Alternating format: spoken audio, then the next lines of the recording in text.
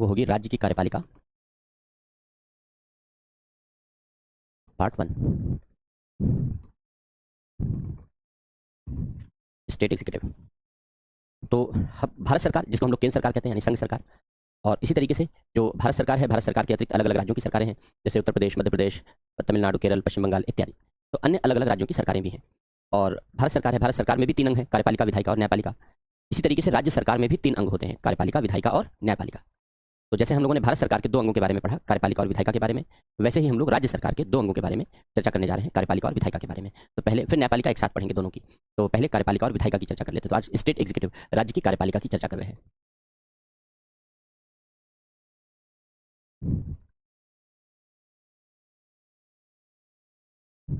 राज्य की कार्यपालिका के अंग कौन कौन से होते हैं? जैसे हम लोगों ने जब संघ की कार्यपालिका पढ़ी थी, तो हम लोगों ने पढ़ा कि संघ की कार्यपालिका में राष्ट्रपति आता है, उपराष्ट्रपति आता है, प्रधानमंत्री आता है, मंत्रिपरिषद आता है, ऐसे पढ़ा था हम लोगों ने। उसी तरीके से हम लोग राज्य की कार्यपालिका के बारे में चर्चा करेंगे। तो राज्य की कार्यपालिका में कौन कौन आता है? राज्यपाल आता है सबसे पहले, तो गवर्नर, फिर मुख्यमंत्री आता है, मुख्यमंत्री मंत्रिपरिषद का प्रधान होता है, तो मंत्रिपरिषद है। और जैसे हम लोगों ने संघ में, यानी भारत सरकार के संबंध में महान्यायवादी के विषय में चर्चा की थी, अटॉर्नी जनरल के विषय में पढ़ा था, वैसे ही राज्यों में एडवोकेट जनरल होता है, महाधिवक्ता। कॉन्स्टिट्यूशन में स्टेट एग्जीक्यूटिव के, राज्य की कार्यपालिका के इतने अंगों का वर्णन किया गया है। इसके अतिरिक्त जैसे संघ में प्रशासनिक एजेंसियां होती हैं, वैसे राज्यों में भी प्रशासनिक एजेंसियां होती हैं, एडमिनिस्ट्रेटिव एजेंसीज होती हैं। उन एडमिनिस्ट्रेटिव एजेंसीज को अलग अलग नाम से जानते हैं। राज्य में ये तो संविधान में वर्णित हो गया, ये सारी बातें कॉन्स्टिट्यूशन में वर्णित है, इनका संविधान में वर्णन है। बाकी कुछ चीज़ों का संविधान में वर्णन नहीं है, लेकिन वे पार्ट हैं। जैसे मुख्य राज्य का सचिवालय है, निदेशालय होता है, ये प्रशासनिक अंग हैं। वहां हमने पढ़ा था प्रधानमंत्री कार्यालय, कैबिनेट सचिवालय, केंद्रीय सचिवालय, इन नामों से हम लोगों ने प्रशासनिक एजेंसियों के बारे में पढ़ा था। यहाँ हम लोग सचिवालय, निदेशालय, मुख्य सचिव, इन सब के बारे में हम लोग पढ़ते हैं यहाँ पर।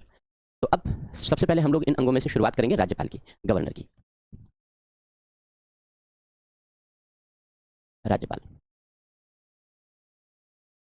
गवर्नर।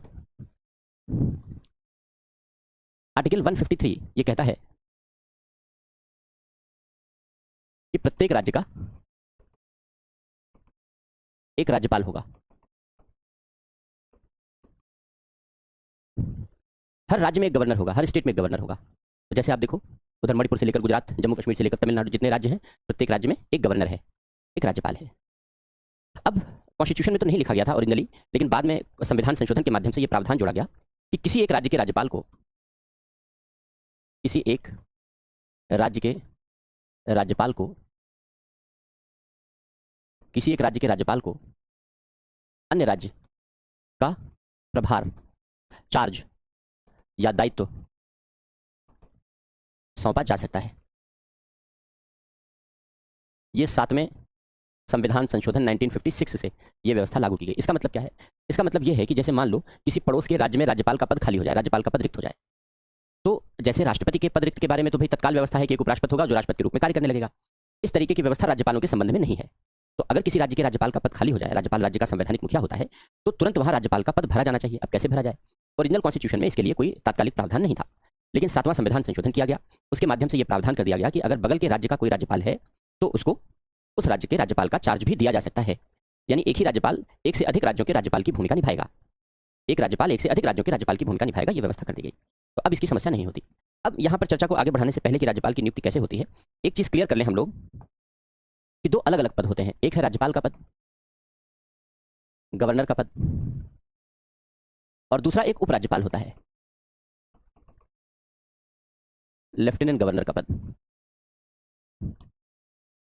जैसे आप लोग सुनते हो कि भाई दिल्ली में एक उपराज्यपाल है, अक्सर चर्चा में रहता है, क्योंकि दिल्ली के मुख्यमंत्री और उपराज्यपाल के बीच झगड़ा जग जाहिर है, सर्वविदित है, तो अक्सर ये चर्चा के केंद्र में रहता है। तो राज्यपाल और उपराज्यपाल दोनों में कंफ्यूज नहीं होना है। ये 2 अलग अलग पद हैं और 2 अलग अलग उद्देश्यों के लिए हैं। जैसे जो राज्यपाल है ये राज्य में होता है, और जो उपराज्यपाल है ये राज्य में नहीं होता, इसका पद राज्य में नहीं होता। इसका पद कहां बनाया जाता है? जो यूनियन टेरिटरीज हैं, संघ राज्य क्षेत्र हैं, जिनको आप लोग बोलचाल में केंद्र शासित प्रदेश कहते हो।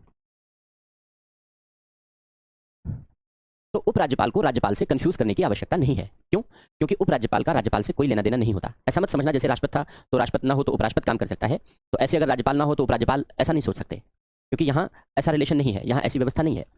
राज्यों में राज्यपाल का पद राज्यों के लिए बनाया गया है, वह राज्यों का संवैधानिक मुखिया होता है। ये राज्य का संवैधानिक प्रधान होता है, संवैधानिक मुखिया होता है। जैसे राष्ट्रपति देश का संवैधानिक मुखिया है, संवैधानिक प्रधान है, वैसे ही राज्यपाल राज्य का संवैधानिक मुखिया होता है, राज्य का संवैधानिक प्रधान होता है। जो उपराज्यपाल है, उपराज्यपाल संघ राज्य क्षेत्रों में होता है, यूनियन टेरिटरी में होता है। जैसे दिल्ली में है, अभी देखो जम्मू कश्मीर में चुनाव घोषित किए गए हैं, तो लेकिन जम्मू कश्मीर वर्तमान समय में यूनियन टेरिटरी है, संघ राज्य क्षेत्र है, तो जम्मू कश्मीर में भी उपराज्यपाल है। जब जम्मू कश्मीर यूनियन टेरिटरी नहीं रह जाएगा तो फिर जम्मू कश्मीर में उपराज्यपाल भी हट जाएगा और राज्यपाल हो जाएगा।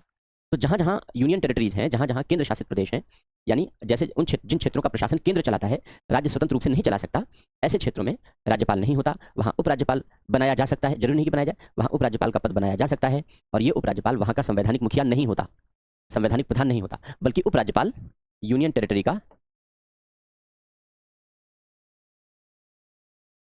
प्रशासनिक प्रधान होता है। क्योंकि संवैधानिक प्रधान तो राष्ट्रपति होता है, यूनियन टेरिटरी का जो संवैधानिक प्रधान है वो राष्ट्रपति होता है, तो जो उपराज्यपाल है वो यहाँ का प्रशासनिक प्रधान होता है। जो राज्यपाल का पद है वो राज्य में स्वतंत्र पद है, किसी के अधीन नहीं होता, किसी के अधीन नहीं होता, यह एक स्वतंत्र पद है, और संविधान में इसकी नियुक्ति, पदमुक्ति, इन सब चीजों के बारे में अलग व्यवस्था की गई है।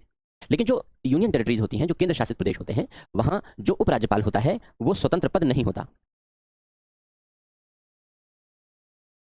वो स्वतंत्र पद नहीं होता। क्यों नहीं होता?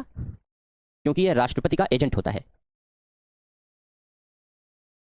इसलिए राष्ट्रपति के अधीन काम करता है।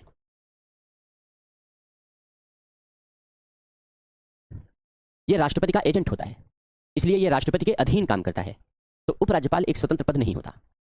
ठीक है, तो इस तरीके से उपराज्यपाल और राज्यपाल में कोई कंफ्यूज होने की जरूरत नहीं है।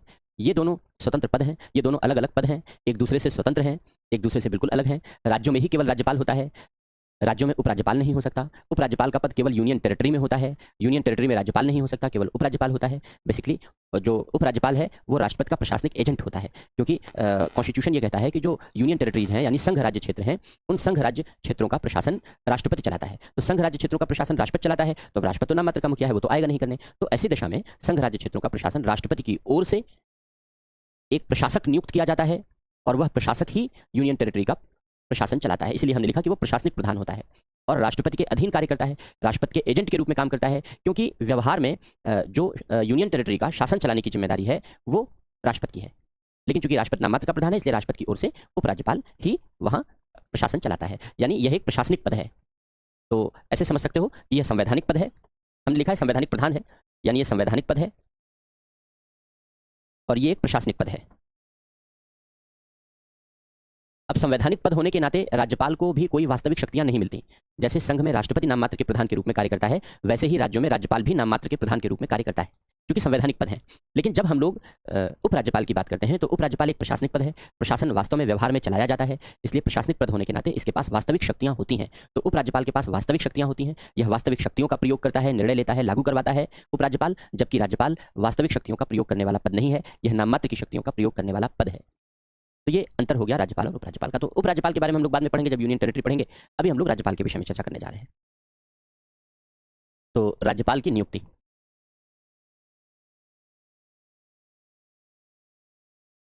आर्टिकल 155, राष्ट्रपति द्वारा। राज्यपाल की नियुक्ति राष्ट्रपति करता है। अब राष्ट्रपति राज्यपाल की नियुक्ति करता तो है, लेकिन ओरिजिनल कॉन्स्टिट्यूशन में राज्यपाल को लेकर के यह संदेह था कि राज्यपाल को नियुक्त किया जाए या निर्वाचित किया जाए। नियुक्ति बनाम निर्वाचन।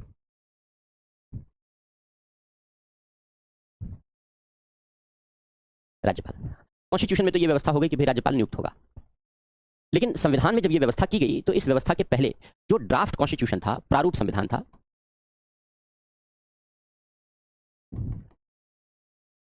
प्रारूप संविधान उस कॉन्स्टिट्यूशन को कहते हैं जिस पर संविधान सभा में चर्चा की गई थी, जिस पर संविधान सभा में बहस हुई थी, उसको प्रारूप संविधान कहते हैं। इसका मतलब यह हुआ कि संविधान को जब स्वीकार किया गया तो इसके पहले एक ड्राफ्ट तैयार किया गया, एक खाका तैयार किया गया। किसने तैयार किया? ड्राफ्ट तैयार करने की जिम्मेदारी डॉक्टर अंबेडकर की अध्यक्षता में प्रारूप समिति को दी गई थी।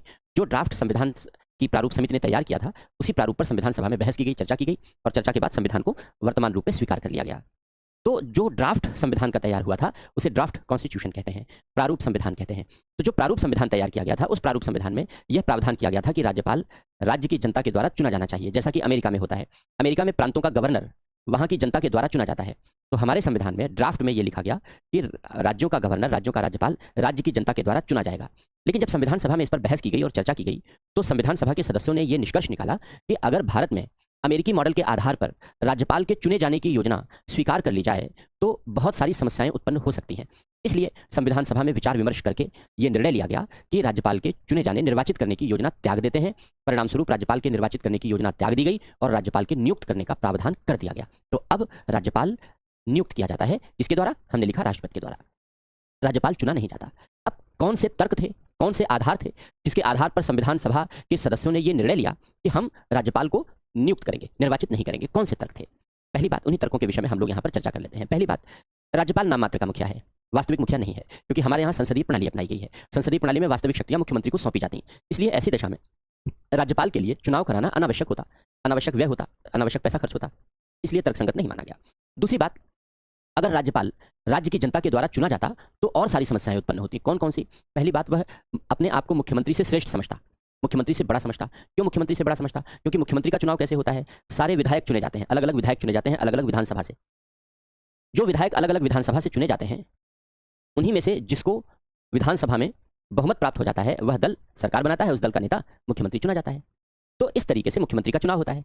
इसका मतलब यह है कि किसी भी राज्य का मुख्यमंत्री किसी एक विधानसभा से चुनकर आता है, यानी एक छोटे से निर्वाचन क्षेत्र से चुनकर आता है। लेकिन जब राज्यपाल का चुनाव होता तो राज्यपाल का चुनाव पूरे राज्य की जनता करती, पूरे राज्य की जनता मिलकर के वोट करती और एक व्यक्ति को चुनती। तो राज्यपाल मुख्यमंत्री से कहता कि भाई देखो, मुझे तुमसे ज्यादा समर्थन हासिल है क्योंकि मुझे पूरे राज्य की जनता ने वोट किया है और तुमको तो एक छोटी सी विधानसभा की जनता ने वोट किया है, इसलिए मेरी अहमियत ज्यादा है तुमसे। तो ये राज्यपाल और मुख्यमंत्री के बीच संघर्ष को बढ़ावा देता, विशेषकर अगर राज्यपाल और मुख्यमंत्री अलग अलग दल के व्यक्ति चुने जाते। आज जिस तरीके से राजनीतिक पतन है कि एक दल दूसरे दल के लोगों को फूटी आंख पसंद नहीं करता, ये तो राजनीतिक प्रतिस्पर्धा है ना, कोई जीतेगा कोई हारेगा, तो स्वाभाविक सी बात है, ये तो जीवन का क्रम है, जीवन का नियम है। तो इसमें तो कोई बुरी बात नहीं होनी चाहिए, इसमें कोई संघर्ष, इसमें कोई झगड़ा नहीं होना चाहिए, इसमें कोई मन में मैल नहीं होना चाहिए, कोई दुर्भावना नहीं होनी चाहिए। लेकिन ऐसा नहीं है। हमारे यहाँ जो राजनीतिक दल हैं, चूंकि उनमें राजनीतिक पतन बहुत ज़्यादा आया है, इसलिए राजनीति में प्रतिस्पर्धा नहीं है, बल्कि एक दूसरे के प्रति दुर्भावना है और वो साफ जाहिर होती है उनके वक्तव्यों से, उनकी बातचीत से। आप देखें जिस तरीके के स्टेटमेंट एक दूसरे के प्रति आते रहते हैं तो वो दुर्भावना साफ झलकती है। तो अगर इसी तरीके से राज्यपाल और मुख्यमंत्री अगर अलग अलग विरोधी दलों के सदस्य चुन लिए जाते तो राज्य की सत्ता के शीर्ष पर टकराव उत्पन्न होता, और सत्ता के शीर्ष पर टकराव अच्छी बात नहीं है। एक बात। दूसरी बात, अगर राज्यपाल राज्य की जनता के द्वारा चुना जाता तो उसके भी राजनीतिक हित होते, चुनाव राजनीतिक आधार पर होता, पॉलिटिकल बेसिस पर होता। और जब चुनाव राजनीतिक आधार पर होता तो राज्यपाल का भी राज्य की जनता के साथ कहीं ना कहीं कुछ ना कुछ स्वार्थ होता, जैसे मुख्यमंत्रियों का होता है। किसी से छुपा हुआ तथ्य नहीं, हालांकि होना नहीं चाहिए। अगर एक आइडियल पॉलिटिक्स की बात करें, एक अच्छी राजनीति की बात करें, तो राज्य के मुख्यमंत्री का जनता के किसी वर्ग या समुदाय के प्रति कोई स्वार्थ नहीं होना चाहिए। लेकिन ये सिर्फ कहने की बातें हैं, सुनने की बातें हैं। व्यवहार में यही है कि राज्य के मुख्यमंत्री का किसी समूह के प्रति, किसी समुदाय के प्रति, या जिस जाति का है वो उसे अपनी जाति के प्रति एक विशेष अटैचमेंट होता है और वो उसी पर फोकस करता है, यानी वो स्वार्थी होता है, स्वार्थी राजनीति करता है। स्वार्थ की राजनीति राज्यों में आज बलवती हो चुकी है। हमारे संविधान निर्माताओं ने यह अनुमान लगाया कि राज्यों में मुख्यमंत्रियों से अगर राजनीति में पतन आएगा तो ऐसी अपेक्षा की जा सकेगी। कितने दूरदर्शी थे हमारे संविधान निर्माता डॉक्टर अंबेडकर और ये सारे लोग, उन्होंने अनुमान लगा लिया था कि इस तरीके की गिरावट आएगी और ऐसा होगा, और आई है गिरावट। ऐसी दशा में अगर राज्यपाल भी राज्य का व्यक्ति हो और वह भी मुख्यमंत्री के साथ मिलकर साठगांठ कर ले, तब तो राज्य की जनता का बड़े पैमाने पर नुकसान होगा, राज्य का अहित होगा, राष्ट्रीय हित का अहित होगा, राज्य सरकार देश के हित के अगेंस्ट काम करेगी। ऐसा ना हो, इसके लिए राज्यपाल का निष्पक्ष होना जरूरी है। अब राज्यपाल निष्पक्ष कैसे हो, प्रश्न ये उत्पन्न होता है। तो यह निर्णय लिया गया कि अगर हम किसी ऐसे व्यक्ति को राज्यपाल बनाएं जो उस राज्य का निवासी ना हो, दूसरे राज्य का निवासी हो, तो उसका उस राज्य के किसी जातीय समूह या अन्य समूहों के साथ कोई स्वार्थी गठजोड़ नहीं होगा। और अगर राज्यपाल का ऐसा कोई स्वार्थी गठजोड़ नहीं होगा तो राज्यपाल निष्पक्ष तरीके से कार्य कर सकेगा। और राज्यपाल का निष्पक्ष तरीके से कार्य करना इसलिए भी जरूरी है जिससे अगर मुख्यमंत्री कोई संकीर्णता के आधार पर कार्य करे तो राज्यपाल कंट्रोल कर सके, क्योंकि मुख्यमंत्रियों ने संकीर्णता के आधार पर कार्य किए हैं। जैसे वर्तमान समय में देखो, कुछ मुख्यमंत्रियों ने अपने विधानसभा से विधेयक पारित कर दिया कि राज्यों के विश्वविद्यालय का राज्यपाल कुलाधिपति नहीं रहेगा, विश्वविद्यालयों का कुलाधिपति मुख्यमंत्री हो जाएगा। ये गलत बात है। राज्यपाल संवैधानिक पद है, विश्वविद्यालयों का कुलाधिपति राज्यपाल को ही होना चाहिए और अब तक ऐसा ही रहा है। लेकिन स्वार्थ की राजनीति के कारण, जिससे कि मुख्यमंत्री अपने पॉलिटिकल एजेंट को विश्वविद्यालयों का वाइस चांसलर बना सके और विश्वविद्यालयों को राजनीति का अखाड़ा बना सके, जिससे कि विश्वविद्यालय में उसके दल के जो छात्र नेता हैं वो अपनी राजनीति को मजबूत बना सकें और पूरे राज्य में उनका राजनीतिक साम्राज्य बढ़े। इस पर्पस के लिए मुख्यमंत्रियों ने स्वार्थवश ये विधेयक पेश किए हैं कुछ राज्यों में। ये तो गड़बड़ है, ये तो गलत है, इसके पहले भी रहा है, इसके पहले भी ऐसे होता रहा है, ये कोई नई बात नहीं है। उत्तर प्रदेश में एक जब मुख्यमंत्री थे तो उन्होंने, हालांकि अब जीवित नहीं है, तो उन्होंने एक ऐसा विधेयक विधानसभा से पारित करवाया जिसमें उन्होंने एक विश्वविद्यालय की स्थापना करवाई और उस विश्वविद्यालय का आजीवन कुलपति अपने दोस्त को नियुक्त कर दिया और उस दोस्त के सारे परिवार वालों को ही विश्वविद्यालय में तरह तरह के पद दे दिए, कानून बना करके, ये कानून में लिख दिया, विधेयक में लिख दिया कि यही जब तक ये जिंदा रहेंगे तब तक विश्वविद्यालय का मुखिया यही रहेंगे। ये तो गलत बात है भाई, लोकतंत्र है, डेमोक्रेसी है, वंशवाद और परंपरा, पारिवारिक परंपराएं थोड़ी चलेंगी, जो योग्य है वो नियुक्त किया जाएगा, इसीलिए सारे पदों पर योग्य व्यक्तियों की नियुक्ति के प्रावधान होते हैं। लेकिन उत्तर प्रदेश में ऐसा कर दिया गया और बना करके, कानून बना करके और कानून बना करके और एक ही व्यक्ति को सारी जिम्मेदारी दे दी गई। अब जब व्यक्ति को जिम्मेदारी मिल गई, पद मिल गया, तो उसने तांडव करना शुरू कर दिया, जमीन कब्जानी शुरू कर दी, सब सारे अवैध काम, क्योंकि गलत काम तो ये भी था, ये भी लोकतंत्र में गलत काम है, लेकिन भाई उनकी प्रचंड बहुमत की सरकार थी, उन्होंने कर दिया। लेकिन जब उन्होंने गलत काम किया, राज्य में सत्ता बदली, तो सत्ता बदलने के बाद उनके सारे गलत कारनामों का कच्चा चिट्ठा खुला, नतीजा ये हुआ कि जेल में बंद हो गए। जो उनके दोस्त थे वो तो ऊपर चले गए, लेकिन अपने दोस्त को अब जिंदगी भर के लिए फंसा गए, उनके दोस्त का जो जीवन है वो जेल में कटेगा क्योंकि फर्जीवाड़ा कर गए। तो लोकतंत्र में ये फर्जीवाड़ा तो नहीं चलेगा, लोकतंत्र में तो ये फर्जीवाड़ा नहीं चलेगा। लेकिन भाई चूंकि उत्तर प्रदेश में उनकी प्रचंड बहुमत की सरकार थी तो वो कर गए, लेकिन प्रचंड बहुमत की सरकार थी तो बाद में जब सरकार बदली तो उसने जो ये असंवैधानिक कार्य था, इस असंवैधानिक कार्य को, इस गैर कानूनी कार्य को उसने सुधारा, ठीक किया। तो राज्यों में इस बात की संभावना रहती है कि मुख्यमंत्री गलत निर्णय ले, संकीर्णता के आधार पर निर्णय ले, किसी एक समूह, किसी एक जाति, किसी एक समुदाय को ध्यान में रख करके निर्णय ले और बड़े हितों की उपेक्षा करे। ये उदाहरण ऐसे हैं, ऐसे और भी हैं, लेकिन हमने एक वर्तमान का, एक पुराना, दो उदाहरण देकर के हमने ये समझाने की कोशिश की कि ऐसा होता है। इसलिए ऐसा ना हो सके, इसके लिए ये व्यवस्था की गई कि संविधान सभा ने ये चर्चा की, ये चिंतन किया कि ऐसा किया जाए कि राज्यपाल को राज्य के बाहर का व्यक्ति बनाया जाए, जिससे उसका कोई स्वार्थी गठजोड़ राज्य के लोगों से ना हो, और जब राज्य के लोगों से स्वार्थी गठजोड़ नहीं होगा तो राज्यपाल निष्पक्ष तरीके से भूमिका का निर्वाह कर पाएगा, और ये हमारे लोकतंत्र के लिए, हमारी संवैधानिक व्यवस्था के लिए अधिक उपयुक्त होगा, बेहतर होगा। इसके अलावा हम लोगों ने जब संघ सरकार के बारे में, भारत सरकार के बारे में पढ़ा है, तो उसमें हमने आपको एक आर्टिकल 355 लिखाया है, याद करो क्या लिखाया है, दिमाग पर जोर डालो। आर्टिकल 355, जब आर्टिकल 356 पढ़ रहे थे तो उसके पहले हमने आपको बताया था, आर्टिकल 355 में हमने आपको बताया है कि भारत सरकार को राज्यों के प्रति कुछ जिम्मेदारियां दी गई हैं, 3 जिम्मेदारियां दी गई हैं। पहला, बाहरी हमलों से रक्षा करना, दूसरा, राज्यों में शांति बनी रहे यह सुनिश्चित करना, और तीसरा, राज्यों का शासन संविधान के अनुसार चले इस बात की निगरानी करना। ये 3 जिम्मेदारियां भारत सरकार को राज्यों के प्रति दी गई हैं। अब राज्यों में अब राज्यों की बाहरी हमलों से तो रक्षा करने के लिए भाई एक सेना हमने बना रखी है, वो करती है। राज्यों में शांति बनी रहे ये निगरानी होती रहनी चाहिए, और राज्यों में संविधान के अनुसार कामकाज चल रहा है ये निगरानी भी होती रहनी चाहिए। अगर ऐसा ना हो तो राज्यों के बारे में रिपोर्ट कौन देगा? एक निष्पक्ष व्यक्ति होना चाहिए जो राज्यों के बारे में संघ को रिपोर्ट दे। तो राज्यपाल ऐसा निष्पक्ष पद हो सकता है जो राज्यों के विषय में संघ को रिपोर्ट दे सकता है। अब राज्यपाल ने भूमिका कैसे निभाई है, कभी कभी निष्पक्ष रूप से निभाई है और कभी कभी नहीं भी निभाई है, वो चर्चा हम लोग आगे करेंगे जब राज्यपाल की भूमिका की समीक्षा करेंगे। तो ये कारण थे, ये रीजन थे जिसके कारण संविधान सभा के सदस्यों ने यह निश्चित किया कि भारत में राज्यपाल का पद अमेरिकी मॉडल के आधार पर निर्धारित नहीं होगा, बल्कि कनाडाई मॉडल पर आधारित होगा, क्योंकि कनाडा में वहां प्रांतों का गवर्नर वहां की केंद्र सरकार नियुक्त करती है। कनाडा में यह व्यवस्था रही। तो हमने भी यह तय किया कि हम अमेरिकी मॉडल के बजाय, क्योंकि अमेरिकी मॉडल में राज्य के लोग मिलकर के सीधे चुनाव के जरिए गवर्नर चुनते हैं, तो ये मॉडल हमारे लिए अच्छा नहीं था, इसलिए हमने इस मॉडल का त्याग कर दिया और कनाडाई मॉडल को हमने अडॉप्ट कर लिया, जिसमें वहां प्रांतों के गवर्नर की नियुक्ति वहां की केंद्र सरकार के द्वारा की जाती है। तो अब हमारे यहाँ भी जो राज्यपाल की नियुक्ति है वो राष्ट्रपति के द्वारा की जाती है। तो ये कनाडाई मॉडल है, बेसिकली कनाडा का मॉडल है जो हमने संविधान में अपनाया है। नियुक्ति बनाम निर्वाचन, तो लिखो, पहले इसे लिखाते हैं फिर आगे चर्चा करते हैं। लिखो हेडिंग नियुक्ति बनाम निर्वाचन में लिखना। प्रारूप संविधान में राज्यपाल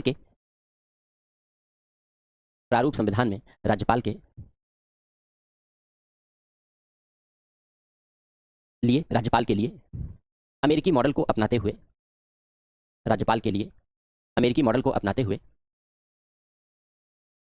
राज्यपाल को निर्वाचित करने का प्रावधान किया गया। राज्यपाल को निर्वाचित करने का प्रावधान किया गया।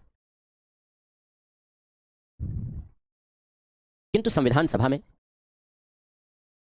सभा में बहस के उपरांत, चर्चा के उपरांत यह निष्कर्ष निकाला गया कि निर्वाचित किया गया राज्यपाल अनेक विसंगतियों या समस्याओं को जन्म देगा। निर्वाचित किया गया राज्यपाल अनेक विसंगतियों या समस्याओं को जन्म देगा। अतः संविधान सभा ने इस मॉडल का परित्याग कर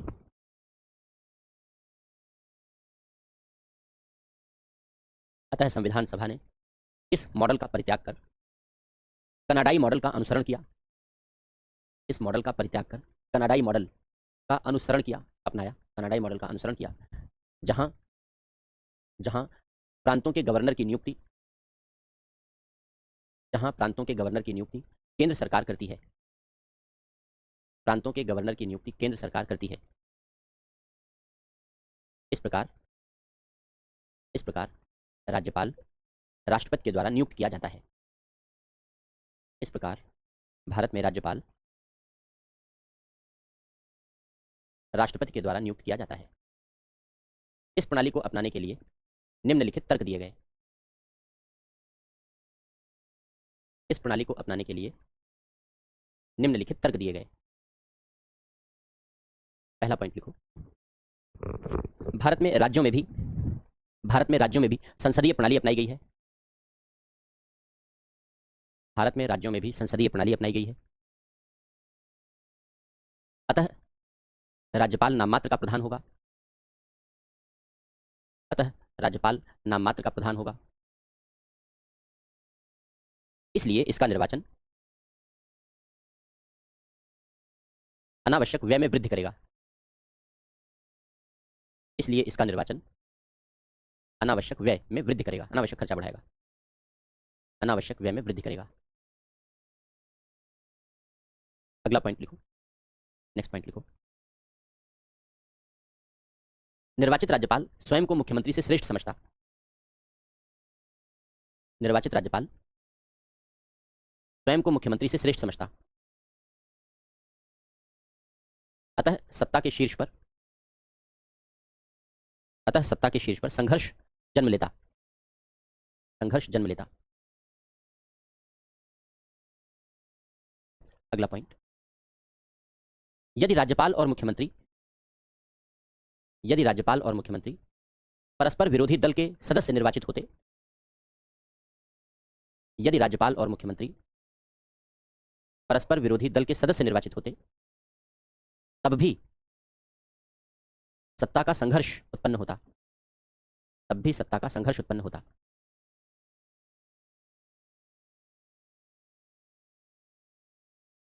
अगला पॉइंट, तब भी सत्ता का संघर्ष उत्पन्न होता। अगला पॉइंट, राज्यपाल की निष्पक्ष भूमिका के लिए यह आवश्यक है। राज्यपाल की निष्पक्ष भूमिका के लिए यह आवश्यक है कि यह उस राज्य का निवासी ना हो, वह उस राज्य का निवासी ना हो, और ऐसी दशा में ही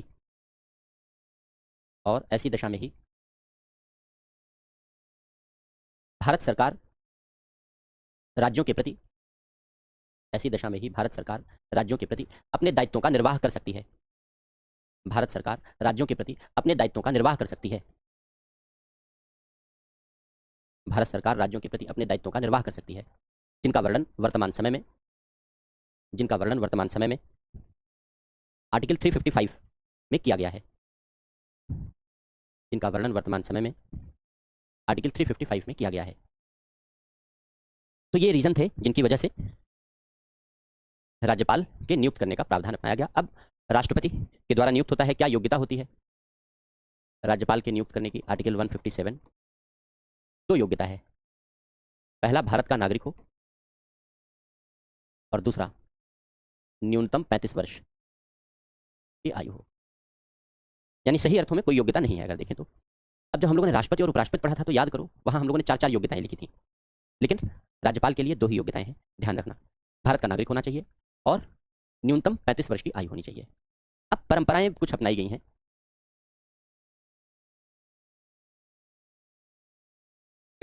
कॉन्स्टिट्यूशन में लिखा नहीं है, लेकिन कुछ परंपराएं अपनाई गई हैं।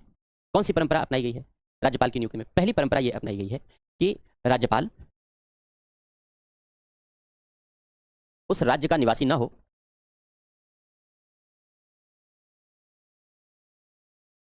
जहां उसे नियुक्त किया जाना है। ये संविधान सभा में इस पर डिस्कशन तो किया गया, क्योंकि इसीलिए नियुक्ति की व्यवस्था अपनाई गई, निर्वाचन की व्यवस्था इसीलिए नहीं अपनाई गई। लेकिन संविधान सभा में यह तय किया गया कि इसे लिखेंगे नहीं, इसे सरकारों पर छोड़ देते हैं। कुछ सरकारें भी तो नैतिकता दिखाएं, सरकारें भी तो कुछ काम करें, तो इसे सरकारों के ऊपर छोड़ दिया गया कि सरकारें इस परंपरा का पालन करेंगी। इसे संविधान में लिखा नहीं गया। चर्चा हुई संविधान सभा में, लेकिन लिखा नहीं गया। तो ये लिखित नहीं है संविधान में, लेकिन इस परंपरा का पालन होता है। आप जितने भी वर्तमान समय में अलग अलग राज्यों के राज्यपाल हैं, आप देखें तो वे अलग अलग राज्यों के, वो दूसरे राज्यों के ही निवासी हैं, उस राज्य के निवासी नहीं होते। दूसरी बात, राज्यपाल की नियुक्ति से पूर्व उस राज्य के मुख्यमंत्री से परामर्श किया जाए, ये दूसरी परंपरा है। संविधान सभा में इस पर भी डिस्कशन हुआ और ये माना गया कि भाई भारत सरकार और राज्य सरकारें एक दूसरे की पूरक हैं, वे एक दूसरे के साथ मिलजुल कर काम करेंगी तभी देश का भला होगा। इसलिए राज्यपाल का पद विवादों में नहीं होना चाहिए। इसके लिए जरूरी है कि जब राज्यपाल की नियुक्ति की जाए तो राष्ट्रपति करता है, तो नियुक्ति की प्रक्रिया में मुख्यमंत्रियों से परामर्श भी शामिल कर लिया जाए, मुख्यमंत्री से परामर्श करके ही राज्यपाल की नियुक्ति की जाए, ये परंपरा होनी चाहिए। लेकिन दुर्भाग्य की बात यह है कि पहली सरकार से ही यह परंपरा अपनाई नहीं गई, जबकि पहली सरकार में शामिल वो लोग थे जिन्होंने खुद संविधान बनाया था और संविधान में बैठ करके इन अच्छी अच्छी बातों की चर्चा की थी कि हम ऐसे ही राज्यपाल बनाएंगे। लेकिन जब सरकार चलाने लगे तो सरकार चलाने में संविधान में बैठकर जिन अच्छी अच्छी बातों की चर्चा की गई थी वो ज़्यादातर भूल गए, क्योंकि संविधान में बैठे तो सर्वजन हिताय का आदर्श दिमाग में था, लेकिन जब सरकार चलाने लगे तो आइडियल बदल गया, आदर्श बदल गया, वोट बैंक हिताय उनका आदर्श हो गया। तो नतीजा ये है कि ये जो परंपरा है कि राज्यपाल की नियुक्ति से पूर्व उस राज्य के मुख्यमंत्री से परामर्श किया जाए, ये आज तक कभी नहीं निभाई गई, कभी नहीं, नेवर, पहले प्रधानमंत्री के काल से लेकर आज तक तो ये परंपरा ही नहीं पड़ी कि राज्य के मुख्यमंत्री से राय ली जाए, राज्य के मुख्यमंत्री से पूछा जाए, राज्य के मुख्यमंत्री से परामर्श लिया जाए, ये परंपरा ही नहीं पड़ी शुरू से। लेकिन संविधान सभा में इस पर डिस्कशन हुआ था, डिस्कशन किया गया था, और यही कारण है कि विगत वर्षों में राज्यपालों की नियुक्ति विवादों में रहती है। विवादों में इसलिए रहती है क्योंकि किसी भी राजनीतिक दल के कार्यकर्ता को राज्यों में राज्यपाल बना दिया जाता है। जब राजनीतिक दल के कार्यकर्ता को राज्यों में राज्यपाल बना दिया जाता है तो राज्यपाल बनने के बाद भी वो राजनीतिक दल की सदस्यता से त्यागपत्र नहीं देता, और नतीजा यह है कि वो एक पॉलिटिकल एजेंट के रूप में काम करने लगता है, बजाय इसके कि निष्पक्ष संवैधानिक प्रधान के रूप में। और यही कारण है कि राज्यपालों का पद हमारे संविधान में सर्वाधिक विवादित पद रहा है, क्योंकि वह राजनीतिक इच्छा के अनुरूप प्रायः कार्य करता रहा है या कभी कभी कार्य करता रहा है। ऐसा विवाद ना हो इसके लिए सिफारिशें भी की गई, ऐसा नहीं है कि सिफारिशें नहीं हुई। सरकारिया आयोग, यह संघ राज्य संबंधों पर बनाया गया आयोग था कि भारत सरकार और राज्य सरकारों के बीच कैसे अच्छे संबंध बने, और पुंछी आयोग 2007 से 10, रघुपत सिंह सरकारिया की अध्यक्षता में सरकारिया आयोग बनाया गया था, और मदन मोहन पुंछी न्यायमूर्ति थे ये दोनों, मदन मोहन पुंछी की अध्यक्षता में पुंछी आयोग बनाया गया था। इनको जिम्मेदारी दी गई थी कि भारत सरकार और राज्य सरकारों के बीच कैसे अच्छे रिश्ते हों इनके बारे में सिफारिश किया जाए। तो सरकारिया आयोग, पुंछी आयोग, इन दोनों ने राज्यपाल के पद को अराजनीतिक बनाने की सिफारिश की है, और दोनों ने अब नियुक्ति कैसे की जाए उस बारे में अलग अलग विचार दिए हैं कि मुख्यमंत्री से परामर्श किया जाए। पुंछी आयोग ने कहा एक कमेटी बनाई जाए, कमेटी रिकमेंडेशन करे, सबके विचार अलग अलग हैं, लेकिन एक भाव यही है कि राज्यपाल का पद अराजनीतिक हो, राज्यपाल की नियुक्ति अराजनीतिक हो, और मुख्यमंत्री से परामर्श हो। इसका मतलब यह है कि ऐसे ही व्यक्ति को राज्यपाल बनाया जाए जो राजनीति में सक्रिय न रहा हो। अराजनीतिक होने का मतलब यह है कि अराजनीतिक होने का अर्थ यह हुआ कि ऐसे व्यक्ति को राज्यपाल बनाया जाए जो राजनीति में सक्रिय न रहा हो, और अगर पहले राजनेता रहा हो, पॉलिटिकल लीडर रहा हो, तो पिछले 2 वर्षों से कोई सक्रिय राजनीति में भूमिका न निभा रहा हो। इसका मतलब है कि पूरी तरीके से अराजनीतिक बनाया जाए। हालांकि सिफारिशें हैं, इनको आज तक फॉलो नहीं किया गया, लागू नहीं किया गया, लेकिन ये सिफारिशें दी गई हैं। कार्यकाल कितना होता है? आर्टिकल 156, आर्टिकल 156 ये कहता है कि राज्यपाल राष्ट्रपति के प्रसाद पर्यंत एट द प्लेजर, प्रसाद पर्यंत पद धारण करेगा, और अगर राष्ट्रपति का प्रसाद बना रहेगा तो अधिकतम 5 वर्ष। कब से? जब से पद ग्रहण करेगा तब से, पद ग्रहण की तारीख से, तिथि से। तो राज्यपाल पद ग्रहण की तिथि से 5 वर्ष तक मैक्सिमम पद धारण कर सकता है, अधिकतम 5 वर्ष का कार्यकाल होगा, लेकिन उसका कार्यकाल राष्ट्रपति के प्रसाद पर्यंत होगा, at the pleasure of president होगा। अब प्रसाद पर्यंत का अर्थ क्या है?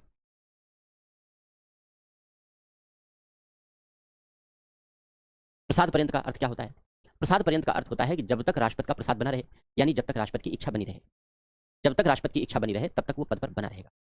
क्योंकि राष्ट्रपति नाम मात्र का प्रधान है, इसलिए राष्ट्रपति की व्यक्तिगत इच्छा का कोई मतलब यहां नहीं है। तो वास्तव में जब राष्ट्रपति के प्रसाद पर्यंत कहा गया तो इसका मतलब है कि मंत्रिपरिषद की जब तक इच्छा बनी रहेगी तब तक वो पद पर बना रहेगा। अब इसका अर्थ तो ये निकलता है कि जब तक मंत्रिपरिषद चाहेगी, यानी संघ सरकार चाहेगी, तब तक वो पद पर बना रहेगा। तो इससे तो संघ सरकार राज्यपाल के पद का मनमाना प्रयोग भी कर सकती है, राज्यपाल के पद को मनमाने तरीके से हटा भी सकती है, क्योंकि कोई कार्यकाल को संरक्षण तो दिया नहीं गया है। जैसे राष्ट्रपति के कार्यकाल को संरक्षण है, संरक्षण का मतलब हटाने की एक निश्चित प्रक्रिया है, वैसे राज्यपाल को हटाने की कोई निश्चित प्रक्रिया तो है नहीं, प्रसाद पर्यंत पद धारण करता है, जब चाहे तब राज्यपाल को पद से हटा दें। तो ऐसी दशा में राज्यपाल के पद का राजनीतिक आधार पर दुरुपयोग किया जा सकता है, मनमाने तरीके से राज्यपाल को पद से हटा जा सकता है, इससे राज्यपाल के पद का राजनीतिकरण किया जा सकता है। तो यह दुरुपयोग ना हो, इसके लिए उच्चतम न्यायालय ने स्पष्ट किया कि जो प्रसाद पर्यंत पद है, प्रसाद पर्यंत शब्द है, वास्तव में यह राज्यपाल के नियुक्त करने का एक तरीका है। इसका यह अर्थ नहीं है कि राज्यपाल के पद का राजनीतिक तौर पर दुरुपयोग हो, क्योंकि राज्यपाल का पद राजनीतिक पद नहीं है। और प्रसाद पर्यंत का अर्थ राज्यपाल के पद को राष्ट्रपति के अधीन बनाना नहीं है, क्योंकि जब हमने कहा कि राष्ट्रपति की इच्छा पर्यंत पद धारण करेगा, जब तक राष्ट्रपति की इच्छा बनी रहेगी तब तक पद पर रहेगा, जब राष्ट्रपति की इच्छा खत्म तो पद से हट जाएगा। तो उच्चतम न्यायालय ने कहा कि इसका यह अर्थ नहीं लगाया जा सकता कि राज्यपाल को राष्ट्रपति की मर्जी से हटाया जाएगा। यह केवल नियुक्त करने का एक तरीका मात्र है, लिखने का एक तरीका मात्र है। यह पदावली, यह शब्द राज्यपाल के पद को राष्ट्रपति के अधीन नहीं बनाता है, राष्ट्रपति के अधीन नहीं बनाता है। राज्यपाल का पद एक स्वतंत्र पद है। और आगे चलकर न्यायालय ने यह भी कहा कि अगर किसी भी राज्य के राज्यपाल को सरकार के द्वारा, राष्ट्रपति के द्वारा मनमाने तरीके से हटाया जाता है, हटाने के पीछे कोई रीजन नहीं है, तो उच्चतम न्यायालय इस निर्णय की जांच भी कर सकता है और सरकार के आदेश को रद्द भी कर सकता है। इसका मतलब यह है कि प्रसाद पर्यंत का मनमाना प्रयोग नहीं किया जा सकता। शुरुआत में होता रहा है, क्योंकि ये सब तो बाद में आए डिसीजन है, बाद में आए एक्सप्लेनेशन है, लेकिन शुरुआत में इस तरीके से दुरुपयोग होता रहा और इसी कारण से राज्यपाल का पद राजनीतिक पद हो गया। यहाँ तक कि ये देखा गया, जैसे जब वीपी सिंह की सरकार आई केंद्र में, वीपी सिंह प्रधानमंत्री बने, तो उन्होंने सारे राज्यपालों से कहा कि भाई अब केंद्र में सत्ता बदल गई है, दूसरा दल शासन में आ गया है, इसलिए जितने भी राज्यपाल काम कर रहे हैं सब अपना अपना इस्तीफा भेज दें। अब ये तो गलत बात थी, क्योंकि केंद्र में सत्ता बदलने पर राज्यपाल नहीं बदले जा सकते। ये प्रसाद पर्यंत का दुरुपयोग था। शुरुआती दौर में ऐसे दुरुपयोग हुए। जब मनमोहन सिंह की सरकार आई तो मनमोहन सिंह की सरकार में भी ये कहा गया, क्योंकि इसके पहले अटल बिहारी वाजपेयी की सरकार थी, तो जितने राज्यपाल नियुक्त किए गए थे उन्होंने नियुक्त किए थे। तो मनमोहन सिंह की सरकार में ये कहा गया सारे राज्यपालों से कि भाई तुम भी इस्तीफा दो, तुम भी त्यागपत्र दो। तो ये अव्यवस्था रही। जब नरेंद्र मोदी जी प्रधानमंत्री बने तो प्रधानमंत्री बनने के बाद इन्होंने भी राज्यों के राज्यपालों से कहा 2014 में, लेकिन गनीमत ये रही कि सारे राज्यों के राज्यपालों से नहीं कहा। इन्होंने केवल उन्हीं राज्यों के राज्यपालों से कहा जिन राज्यों में पॉलिटिकल पार्टी के लोग राज्यपाल के रूप में कार्य कर रहे थे। जैसे दिल्ली की मुख्यमंत्री रह चुकी थी शीला दीक्षित, वो कांग्रेस की सदस्य थी और केरल की राज्यपाल भी थी, तो कांग्रेस के मेंबर होते हुए भी केरल की राज्यपाल थी, इसलिए उनसे इस्तीफा मांग लिया गया, उनसे त्यागपत्र मांग लिया गया। तो बाकी सबको नहीं छेड़ा गया। जो जो पॉलिटिकल पार्टी के कार्यकर्ता थे और पॉलिटिकल पार्टी के कार्यकर्ता राज्यपाल के रूप में पद पर थे, उनसे कहा गया कि तुम लोग त्यागपत्र दो, क्योंकि कोई पॉलिटिकल पार्टी का कार्यकर्ता राज्यपाल नहीं बनेगा। लेकिन वहां तो त्यागपत्र ले लिया गया, लेकिन जब खुद राज्यपाल नियुक्त किया उन्होंने, तो बहुत सारे पॉलिटिकल पार्टी के कार्यकर्ताओं को राज्यपाल बनाया गया और आज बहुत सारे पॉलिटिकल पार्टी के कार्यकर्ता राज्यपाल के रूप में कार्य कर रहे हैं। तो राज्यपालों की नियुक्ति को लेकर के कोई स्पष्ट दिशा निर्देश नहीं है, और जो एक स्वस्थ परंपरा विकसित होनी चाहिए वो स्वस्थ परंपरा भी विकसित नहीं हो पाई। इसलिए जो प्रसाद पर्यंत पद है, उस प्रसाद पर्यंत पद का यदाकदा दुरुपयोग होता रहा है। हालांकि अब दुरुपयोग नहीं हो सकता, क्योंकि न्यायालय ने कहा है कि अगर ऐसा निर्णय लिया जाता है तो हम उसकी न्यायिक समीक्षा कर सकते हैं, न्यायिक जांच कर सकते हैं और निर्णय रद्द कर सकते हैं और राज्यपाल को फिर से पद पर बैठा सकते हैं। तो जाहिर सी बात है अब केंद्र सरकार ऐसा पंगा नहीं लेना चाहिए, क्योंकि ये पंगा उच्चतम न्यायालय से भी होगा और उस राज्य के राज्यपाल से भी हो जाएगा। इसलिए फिलहाल अब ये जो प्रवृत्ति है ये विराम की ओर है, अब इसका दुरुपयोग प्रायः नहीं हो पाएगा। हाँ, अगर कोई रीजन है, राज्यपाल को हटाने के पीछे कोई तर्क है, कोई आधार है, तो राज्यपाल को पद से हटाया जा सकता है, सरकार हटा सकती है कि राज्यपाल संवैधानिक दायित्व का निर्वाह नहीं कर रहा है, चाहे वो संघ के प्रति है, राज्य के प्रति है, जो दिए गए हैं अगर उनका निर्वाह नहीं कर रहा है, राज्यपाल की भूमिका निष्पक्ष नहीं है, राज्यपाल की भूमिका विवादों में है, ये सब कोई ग्राउंड है, तो राज्यपाल को पद से हटाया जा सकता है। प्रसाद पर्यंत ये अधिकार देता है, हटाने की कोई प्रक्रिया नहीं है, राष्ट्रपति आदेश मात्र से राज्यपाल को पद से हटा सकता है। तो इस प्रसाद पर्यंत ने ही राज्यपाल के पद को ज्यादा विवादित बनाया है, तो हम लोग उसको आगे चर्चा करेंगे जब राज्यपाल की भूमिका पढ़ेंगे। तो अभी लिखो प्रसाद पर्यंत का अर्थ, लिखो प्रसाद पर्यंत का अर्थ, लिखो राज्यपाल राष्ट्रपति के प्रसाद पर्यंत पद धारण करता है। राज्यपाल राष्ट्रपति के प्रसाद पर्यंत पद धारण करता है। राष्ट्रपति के प्रसाद पर्यंत का अर्थ है, राष्ट्रपति के प्रसाद पर्यंत का अर्थ है राष्ट्रपति की इच्छा पर्यंत।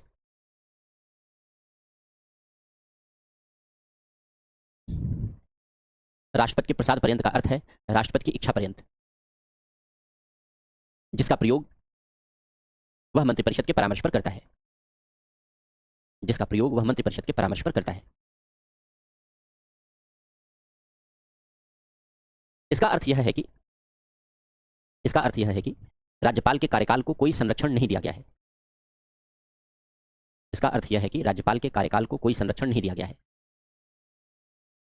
और राष्ट्रपति उसे कभी भी पदमुक्त कर सकता है,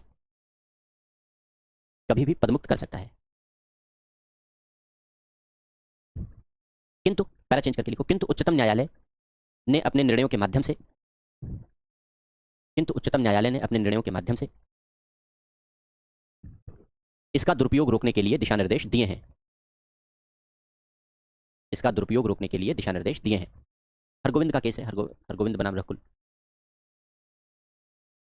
उच्चतम न्यायालय का मानना है कि उच्चतम न्यायालय का मानना है कि प्रसाद पर्यंत प्रसाद पर्यंत राज्यपाल की नियुक्ति की एक प्रक्रिया है।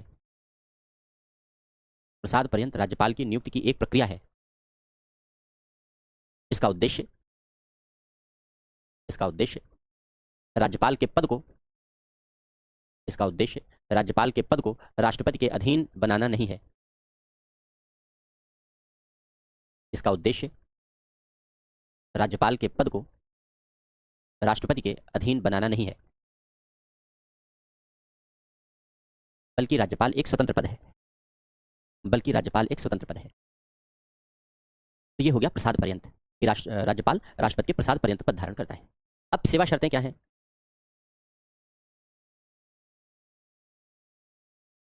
आर्टिकल 158 सेवा शर्तों का वर्णन करता है। 4 सेवा शर्तें हैं, जैसे हम लोगों ने राष्ट्रपति की पढ़ी थी, 4 एज इट इज यहाँ पर है, सेम है, कोई अंतर नहीं है। तो लिख लो, एक एक सेवा शर्त लिख लो। लिखो, राज्यपाल संसद या राज्य विधानमंडल के किसी सदन का सदस्य नहीं होगा। राज्यपाल संसद या राज्य विधानमंडल के किसी सदन का सदस्य नहीं होगा यदि ऐसा व्यक्ति, बिल्कुल वैसा ही है जैसे राष्ट्रपति है, यदि ऐसा व्यक्ति यानी ऐसा सदस्य राज्यपाल नियुक्त हो जाए राज्यपाल नियुक्त हो जाए तो यह मान लिया जाएगा कि उसने सदन की सदस्यता त्याग दी है। यह मान लिया जाएगा कि उसने सदन की सदस्यता त्याग दी है। दूसरा पॉइंट लिखो, वह लाभ का कोई पद धारण नहीं करेगा। वह लाभ का कोई पद धारण नहीं करेगा। अब इसमें ध्यान रखो कि हमने जब राष्ट्रपति की नियुक्ति और उपराष्ट्रपति की नियुक्ति पढ़ाई थी तो हमने लाभ का पद धारण नहीं करेगा हमने योग्यता में भी लिखाया था और सेवा शर्तों में भी लिखाया था। लेकिन राज्यपाल के लिए योग्यता में यह आधार नहीं है, यह केवल सेवा शर्तों में आधार है। यह ध्यान रखना, वह लाभ का कोई पद धारण नहीं करेगा। प्री के लिए इन बातों का ध्यान रखना जरूरी है। अगला पॉइंट लिखो, उसके वेतन भत्ते संसद द्वारा विधि द्वारा निर्धारित किए जाएंगे। उसके वेतन भत्ते संसद द्वारा विधि द्वारा, यानी संसद कानून बनाएगी, उसके वेतन भत्ते संसद द्वारा विधि द्वारा निर्धारित किए जाएंगे। निःशुल्क मकान भी मिलता है राष्ट्रपति तरीके से। अगला पॉइंट लिखो, उसके कार्यकाल के दौरान वेतन भत्तों में कमी नहीं की जाएगी। उसके कार्यकाल के दौरान वेतन भत्तों में कमी नहीं की जाएगी। ये 4 सेवा शर्तें हो गई इसकी। अब इसी में एक पॉइंट और लिखो, जैसे मान लो हमने आपको ये बताया कि किसी एक राज्य के राज्यपाल को दूसरे राज्य का चार्ज भी दिया जा सकता है अगर वहां राज्यपाल का पद अचानक खाली हो जाए, किसी भी रीजन से मृत्यु हो जाए, त्यागपत्र दे दे, भारत सरकार हटा दे, किसी भी रीजन से अगर राज्यपाल का पद खाली हो जाए तो किसी भी एक राज्य के राज्यपाल को दूसरे राज्य के राज्यपाल का पद भी दिया जा सकता है। अब अगर एक राज्य का राज्यपाल दूसरे राज्य का पद भी ग्रहण कर लेता है, यानी वो दो राज्यों का राज्यपाल हो गया, तो क्या होगा? तब सैलरी कैसे मिलेगी? तब वेतन भत्ते कैसे मिलेंगे? क्या दो तनख्वाह उठाएगा? दो सैलरी लेगा? नहीं, सैलरी तो एक ही मिलेगी, दो सैलरी नहीं मिलेगी। हाँ, ये बात अलग है कि अब सैलरी उन राज्यों के बीच बट जाएगी वह जिन राज्यों के राज्यपाल का चार्ज अपने पास रखता है। यानी 2 राज्यों का राज्यपाल है तो 2 राज्यों के बीच सैलरी बढ़ जाएगी, 3 राज्यों का राज्यपाल है तो 3 राज्यों के बीच सैलरी बढ़ जाएगी। सैलरी उतनी मिलेगी जितनी मिलती है, लेकिन अब सारे राज्य अपना अपना हिस्सा देंगे अलग अलग, और वो हिस्सा का बंटवारा हो जाएगा। किस अनुपात में होगा? कॉन्स्टिट्यूशन ये कहता है जो अनुपात राष्ट्रपति तय कर दे।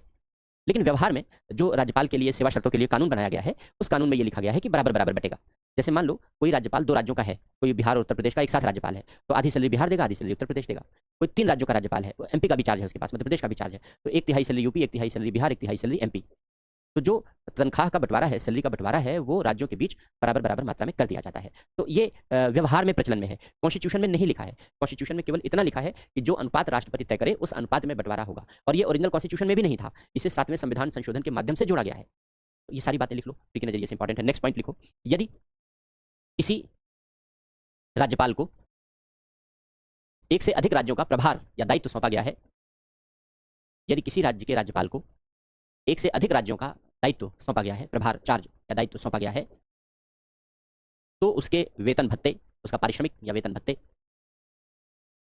उन राज्यों के बीच उसके वेतन भत्ते उन राज्यों के बीच उसी अनुपात में बंट जाएंगे, उसी अनुपात में बंट जाएंगे जो अनुपात राष्ट्रपति निश्चित करे, जो अनुपात राष्ट्रपति निश्चित करे।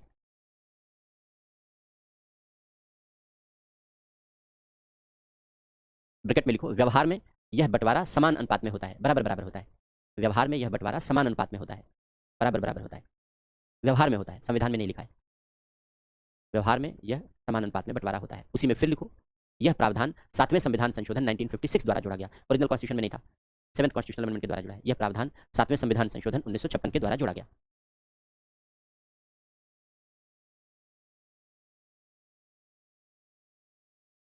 अब राज्यपाल की शपथ कौन शपथ दिलाएगा, कौन सी शपथ लेगा?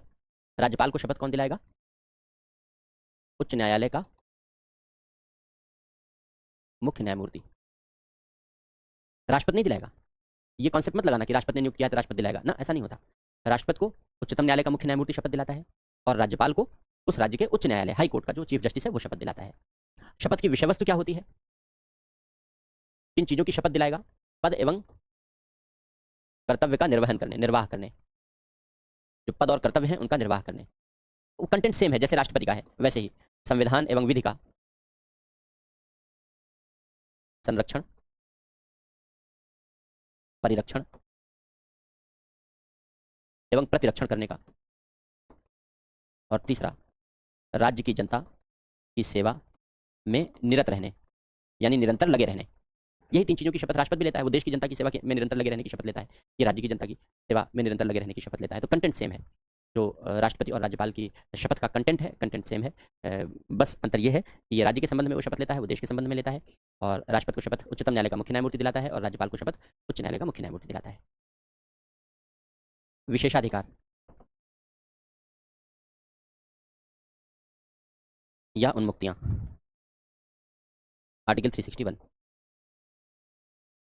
जैसे राष्ट्रपति को विशेषाधिकार दिए गए हैं, उन्मुक्तियां दी गई हैं, वैसे ही राज्यपाल को दी गई हैं। आर्टिकल 361 दोनों के लिए है, एक जैसा। तो राष्ट्रपति में हम लोग लिख चुके हैं, राष्ट्रपति में हम लोग पढ़ चुके हैं, तो राष्ट्रपति की भांति ही इसके पास भी विशेषाधिकार और उन्मुक्तियां होंगी। यानी जैसे हम लोगों ने राष्ट्रपति में पढ़ा है कि राष्ट्रपति के ऊपर कोई क्रिमिनल मुकदमा दर्ज नहीं किया जा सकता। जब तक पद पर है तब तक कोई क्रिमिनल केस दर्ज नहीं होगा राष्ट्रपति के ऊपर। अगर पद पर आने से पहले कोई क्रिमिनल केस दर्ज था तो जब तक पद पर है तब तक सुनवाई नहीं होगी। यही बात राज्यपाल के लिए है कि राज्यपाल पर कोई क्रिमिनल केस दर्ज नहीं होगा। अगर पहले से कोई क्रिमिनल केस दर्ज है तो पद पर रहने के दौरान सुनवाई नहीं होगी। कोई भी न्यायालय इसके लिए कोई गिरफ्तारी वारंट जारी नहीं करेगा। तो राष्ट्रपति और राज्यपाल दोनों के लिए गिरफ्तारी वारंट जारी नहीं किया जा सकता। राष्ट्रपति और राज्यपाल दोनों के ऊपर केवल सिविल मुकदमा किया जा सकता है, लेकिन सिविल मुकदमे के लिए 2 माह पूर्व लिखित नोटिस देनी जरूरी है। और सिविल मुकदमा किसके लिए किया जाएगा? हर्जाना मांगने के लिए, कंपनसेशन मांगने के लिए, अनुतोष प्राप्त करने के लिए, क्षतिपूर्ति प्राप्त करने के लिए। केवल इस पर्पस के लिए सिविल मुकदमा दायर हो सकता है, क्रिमिनल केस दायर नहीं हो सकता। और सिविल मुकदमे में 2 माह की लिखित नोटिस भी जरूरी होती है। तो ये राज्यपाल के विशेषाधिकार और उन्मुक्तियां हैं, लिखा नहीं रहे क्योंकि वो ऑलरेडी हम लोग लिख चुके हैं। राष्ट्रपति की सिमिलर है, आर्टिकल 361 में दोनों के लिए दी गई है। अब इसके बाद ये राज्यपाल की नियुक्ति और पदमुक्ति के बारे में चर्चा हो गई। अब इसके बाद राज्यपाल की शक्तियां।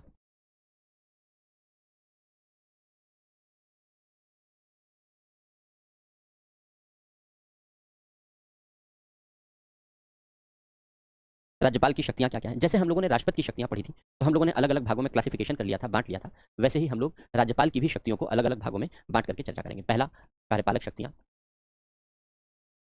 या कार्यकारी भी कहते हैं, हिंदी में बहुत सारे शब्द मिलते हैं। शक्तियां, एग्जीक्यूटिव पावर्स। अब राज्यपाल के पास कोई सैन्य शक्ति नहीं होती, कोई कूटनीतिक शक्ति नहीं होती जैसा हम लोगों ने राष्ट्रपति के पास पढ़ी थी, लेकिन विधायी शक्ति होती है। विधायी शक्तियां, लेजिस्लेटिव पावर्स। वित्तीय शक्तियां, फाइनेंशियल पावर्स। न्यायिक शक्तियां, जुडिशियल पावर्स। अब कोई आपातकालीन शक्तियां भी नहीं होती। जैसे हम लोगों ने राष्ट्रपति की आपातकालीन शक्तियों की चर्चा की थी, वैसे इनके पास भी कोई आपातकालीन शक्तियां नहीं होती, लेकिन विवेकी शक्तियां हैं जो ज्यादा हैं। Discretionary power. तो राज्यपाल की शक्तियों को हम लोग इन भागों में बांट करके समझ सकते हैं और पढ़ सकते हैं।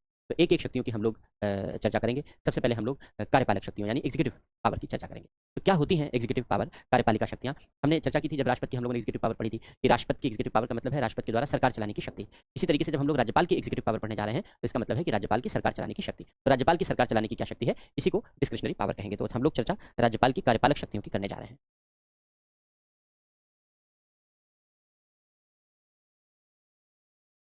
अब जितनी शक्तियां हैं हम लोगों ने प्रेसिडेंट के बारे में जो कुछ पढ़ा है उसके आइडेंटिकल हैं, बिल्कुल उसके बिल्कुल समरूप हैं। आप एक एक करके देखोगे तो ये बात समझ में आएगी कि जो बातें हम लोगों ने राष्ट्रपति के संदर्भ में पढ़ी हैं कमोबेश वही राज्यपाल के संबंध में है, थोड़ा बहुत अंतर ही कहीं कहीं है। जैसे हम लोगों ने जब राष्ट्रपति की कार्यपालक शक्तियां पढ़ी थी तो क्या पढ़ा था, याद करो। हमने पढ़ा था आर्टिकल 53। और आर्टिकल 53 में हमने क्या पढ़ा था कि संघ की कार्यपालिका शक्ति राष्ट्रपति में निहित होती। ऐसे ही यहां पर आर्टिकल 154 है और यह कहता है कि राज्य की कार्यपालिका शक्ति राष्ट्रपति में निहित होती है। राज्य की कार्यपालक शक्ति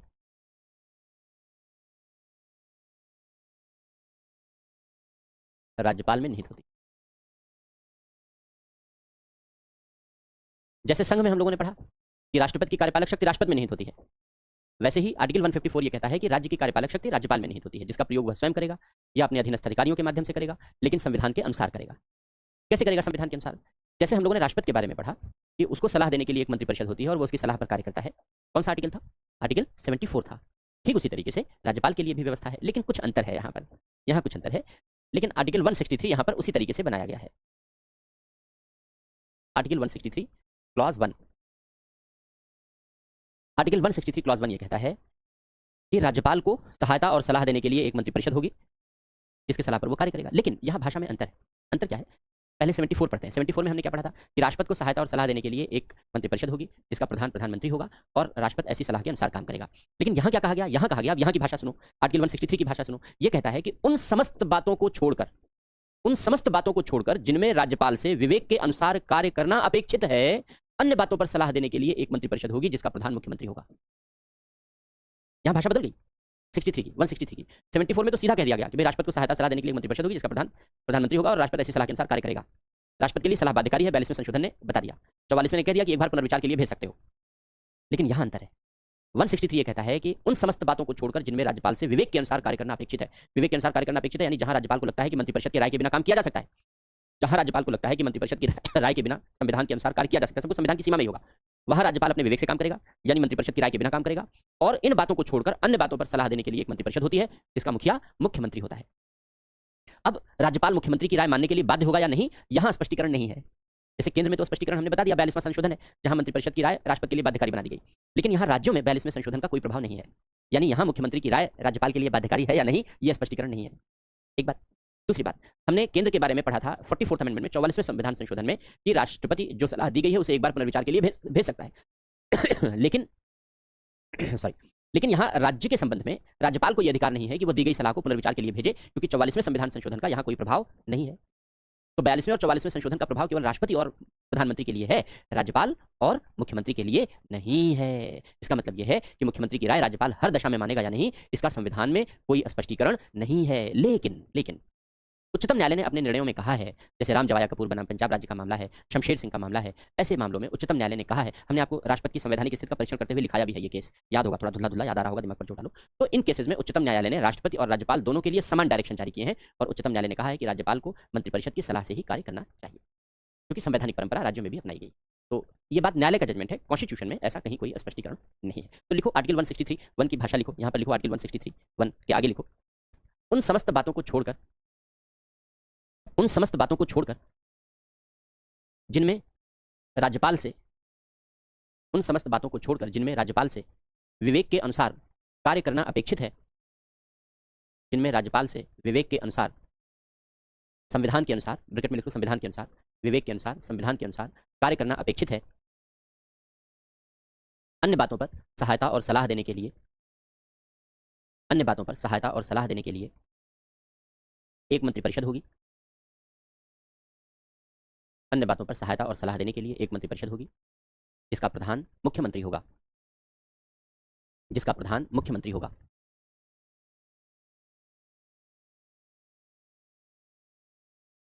तो बस इतनी सी बात। अब विवेकाधीन शक्तियों का प्रयोग कैसे और कहां करेगा, वो हम लोगों ने जो अभी विवेकी शक्तियां लिखी हैं, ये अंत में जब विवेकी शक्तियां पढ़ेंगे तो हम लोग उसकी चर्चा वहां पर करेंगे। अभी हम लोग इस डिस्कशन को आगे बढ़ाते हैं। तो आर्टिकल 163 के अनुसार राज्यपाल को मंत्रिपरिषद की सलाह से काम करना है। हमने आपको यह भी बताया कि 42वें और 44वें संविधान संशोधन का राज्यपाल के ऊपर कोई प्रभाव नहीं है, ये प्रभाव केवल राष्ट्रपति और प्रधानमंत्री के बीच प्रभाव डालता है, ये असर वहीं पर है, यहाँ नहीं है। अब दो बातें हैं, जैसे हम लोगों ने ये पढ़ा कि भाई किन विषयों पर राष्ट्रपति अपनी कार्यपालक शक्ति का प्रयोग करेगा, आर्टिकल कौन सा था? 73 था। ऐसे ही यहां पर आर्टिकल 162 है। आर्टिकल 162 कहता है राज्य की कार्यपालिका शक्ति का विस्तार। लिखो आर्टिकल 162, राज्य की कार्यपालिका शक्ति का विस्तार उन सभी विषयों तक होगा, राज्य की कार्यपालिका शक्ति का विस्तार उन सभी विषयों तक होगा जिन विषयों पर राज्य विधानमंडल को विधि बनाने की शक्ति है, जिन विषयों पर राज्य विधानमंडल को विधि बनाने की शक्ति है। अब जैसे हम लोगों ने वहां पर पढ़ा था भारत सरकार की कार्यवाही का संचालन, कौन सा आर्टिकल था? आर्टिकल 76 था। वैसे यहां पर है राज्य सरकार की कार्यवाही का संचालन। जैसे भारत सरकार की कार्यवाही के संचालन के बारे में हम लोगों ने पढ़ा था, वैसे ही यहाँ राज्य सरकार की कार्यवाही के संचालन के विषय में हम लोग चर्चा करेंगे, है ना। तो तीन बातें हम लोगों ने पढ़ी थी, पहले समझाते हैं फिर दिखाते हैं आपको। तीन बातें हम लोगों ने पढ़ी थी भारत सरकार की कार्यवाही के संचालन के बारे में। क्या क्या पढ़ा था भारत सरकार की कार्यवाही के संचालन के बारे में? आर्टिकल 77 था, आर्टिकल 77 था भारत सरकार की कार्यवाही के संचालन के बारे में। तीन बातें पढ़ी थी कि भारत सरकार की समस्त कार्यवाही राष्ट्रपति के नाम से की हुई कही जाएगी। दूसरी बात, अगर राष्ट्रपति ने इस प्रकार कोई आदेश दिया है या कोई कार्यवाही की गई है तो उसे इस आधार पर चुनौती नहीं दी जाएगी कि राष्ट्रपति के द्वारा यह हस्ताक्षरित या लिखित नहीं है। तो कैसे कार्यवाही राष्ट्रपति के द्वारा की जाने वाली कार्यवाहियां कैसे प्रमाणित होंगी, इसके लिए नियम भी राष्ट्रपति बनाएगा। और तीसरी बात, भारत सरकार की कार्यवाही के सुविधाजनक संचालन के लिए भी नियम राष्ट्रपति बनाएगा। मंत्रियों के बीच कार्यों का बंटवारा करने के लिए भी नियम राष्ट्रपति बनाएगा। ये सारी बातें हम लोगों ने चर्चा की थी आर्टिकल 77 में, जो भारत सरकार की कार्यवाही के संचालन के बारे में वर्णन करती है। ठीक उसी तरीके से यहाँ आर्टिकल 166 है, जो हम लोगों ने भी लिखा था, मैंने हटा दिया, फिर से मैं लिखता हूँ। आर्टिकल 166 राज्य सरकार की कार्यवाही का संचालन, राज्य सरकार की कार्यवाही का संचालन। तो यहाँ भी राज्य सरकार की कार्यवाही का संचालन वैसे ही होगा जैसे हम लोगों ने भारत सरकार की कार्यवाही के संचालन के विषय में पढ़ा था। तो 3 पॉइंट है, लिखो। पहला पॉइंट लिखो, राज्य सरकार की कार्यवाही के संचालन में पहला पॉइंट लिखो, राज्य सरकार की समस्त कार्यवाही, राज्य सरकार की समस्त कार्यवाही राज्यपाल के नाम से की हुई कही जाएगी। राज्य सरकार की समस्त कार्यवाही राज्यपाल के नाम से की हुई कही जाएगी। दूसरा पॉइंट लिखो, राज्यपाल के द्वारा जारी किए गए आदेशों, राज्यपाल के द्वारा जारी किए गए आदेशों या लिखतों,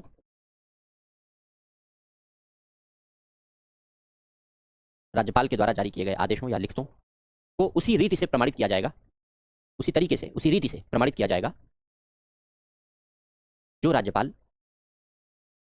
उसी रीति से प्रमाणित किया जाएगा जो राज्यपाल नियम बनाकर निश्चित करे, जो राज्यपाल नियम बनाकर निश्चित करे। इस प्रकार यदि कोई कार्यवाही, इस प्रकार यदि कोई कार्यवाही प्रमाणित की गई है, कार्यवाही प्रमाणित की गई है, तो उसे इस आधार पर चुनौती नहीं दी जाएगी, तो उसे इस आधार पर चुनौती नहीं दी जाएगी कि वह राज्यपाल द्वारा जारी लिखत, तो उसे इस आधार पर चुनौती नहीं दी जाएगी कि वह राज्यपाल द्वारा जारी लिखत या हस्ताक्षरित नहीं है, या हस्ताक्षरित नहीं है। और तीसरा पॉइंट इसमें लिखो, थर्ड पॉइंट आर्टिकल 166 में, थर्ड पॉइंट, राज्य सरकार की कार्यवाही के सुविधाजनक संचालन के लिए, राज्य सरकार की कार्यवाही के सुविधाजनक संचालन के लिए और मंत्रियों के बीच, और मंत्रियों के बीच कार्यों के बंटवारे के लिए, और मंत्रियों के बीच कार्यों के बंटवारे के लिए राज्यपाल नियम बनाएगा, राज्यपाल नियम बनाएगा। तो ये हो गया राज्य सरकार की कार्यवाही के संचालन के बारे में आर्टिकल 166। अब चूंकि राज्यपाल राज्य की कार्यपालिका का प्रधान है, इसलिए राज्य की कार्यपालिका का प्रधान होने के नाते वह राज्य में आयोगों की नियुक्ति करता है, जैसे वित्त आयोग, उनके अध्यक्ष और सदस्य की नियुक्ति करता है, जैसे राज्य लोक सेवा आयोग के अध्यक्ष और सदस्य की नियुक्ति, राज्य निर्वाचन आयोग के राज्य निर्वाचन आयुक्त की नियुक्ति। और राज्यपाल कुछ को छोड़कर उन्हें पद से हटा भी सकता है। कुछ को छोड़कर, इसका मतलब यह है कि जैसे वो राज्य लोक सेवा आयोग के अध्यक्ष और सदस्यों को पद से नहीं हटा सकता, नियुक्त तो करता है लेकिन पद से हटा नहीं सकता। राज्य निर्वाचन आयुक्त जो पंचायत और नगरपालिका का चुनाव कराते हैं, उनको पद से नहीं हटा सकता, नियुक्त वही करता है लेकिन पद से हटा नहीं सकता। इसके अतिरिक्त वह महत्वपूर्ण पदों पर नियुक्तियां भी करता है, पद से हटाता भी है। जैसे मुख्यमंत्री की नियुक्ति राज्यपाल करेगा, उसे पद से हटा सकता है। मंत्रियों की नियुक्ति राज्यपाल करेगा, उसे पद से हटा सकता है। महाधिवक्ता की नियुक्ति राज्यपाल करेगा, उसे पद से हटा सकता है। तो इस प्रकार वो निर्णय लेता है। नेक्स्ट लिखो, ये तो हो गए, ये तो आर्टिकल वाले प्रावधान हो गए। अब इसी में लिखो, पॉइंट में लिख रहे हो तो पॉइंट में लिख लो, अन्यथा नोट करके लिख लो। लिखो, राज्यपाल राज्य की कार्यपालिका का प्रधान होने के कारण, राज्यपाल राज्य की कार्यपालिका का प्रधान होने के कारण राज्य में महत्वपूर्ण पदों पर नियुक्तियां करता है, राज्य में महत्वपूर्ण पदों पर नियुक्तियां करता है, पदमुक्त करता है, पदमुक्त करता है यानी पद से हटाता है, पदमुक्त करता है, और आयोगों का गठन करता है, और आयोगों का गठन करता है। किंतु किंतु वह राज्य लोक सेवा आयोग के अध्यक्ष और सदस्य, किंतु वह राज्य लोक सेवा आयोग के अध्यक्ष और सदस्य तथा राज्य निर्वाचन आयुक्त, वह राज्य लोक सेवा आयोग के अध्यक्ष व सदस्य तथा राज्य निर्वाचन आयुक्त को नियुक्त तो करता है, को नियुक्त तो करता है किंतु पदमुक्त नहीं कर सकता, नियुक्त तो करता है किंतु पदमुक्त नहीं कर सकता। इन्हें पद से हटाने का अधिकार राष्ट्रपति को है। इन्हें पद से हटाने का अधिकार राष्ट्रपति को है। बाकी सबको वो नियुक्त भी करेगा, पदमुक्त भी करेगा, लेकिन इनको छोड़ करके। ऐसा इसलिए जिससे राज्य के जो निर्वाचन आयोग हैं, पंचायतों और नगर पालिकाओं का स्वतंत्र और निष्पक्ष चुनाव करा सकें। दूसरी बात, जो राज्य के लोक सेवा आयोग हैं वो राजनीतिक दबाव से मुक्त होकर के योग्य लोगों को लोक सेवाओं में चयन कर सकें। हालांकि व्यवहार में स्थितियां विपरीत दिखलाई पड़ती हैं, लेकिन ये उनकी ईमानदारी और सत्यनिष्ठा का प्रश्न है जो लोग इस तरीके से काम करते हैं। लेकिन संविधान उन्हें पूरी तरीके से निष्पक्ष और स्वतंत्र बनाए रहने के लिए पूरी व्यवस्था उपलब्ध कराता है। अब इसके बाद विधायी शक्तियां हैं, हम लोगों ने लिखा है, लेकिन विधायी शक्तियों का समय, विधायी शक्तियों में हमें लंबी डिटेलिंग करनी है, व्यापक डिटेलिंग करनी है, तो लंबा पढ़ना है। तो वित्तीय शक्तियां छोटा सा पॉइंट है, तो वित्तीय शक्तियों का पॉइंट हम लोग पढ़ लेते हैं। विधायी शक्तियां हम लोग कल पढ़ेंगे। वित्तीय शक्तियां छोटा सा अध्ययन है, बिल्कुल आइडेंटिकल है डिस्कशन, जैसे हम लोगों ने राष्ट्रपति के संबंध में कर रखा है, ठीक वैसा ही राज्यपाल के संबंध में है, बस आर्टिकल बदल जा रहे हैं। और जहां संसद है वहां राज्य विधानमंडल हो जाता है, बस इस तरीके के अंतर है। जैसे हम लोगों ने वहां आर्टिकल 112 पढ़ा था। आर्टिकल 112 क्या था? वार्षिक वित्तीय विवरण, 112 क्लॉज 1।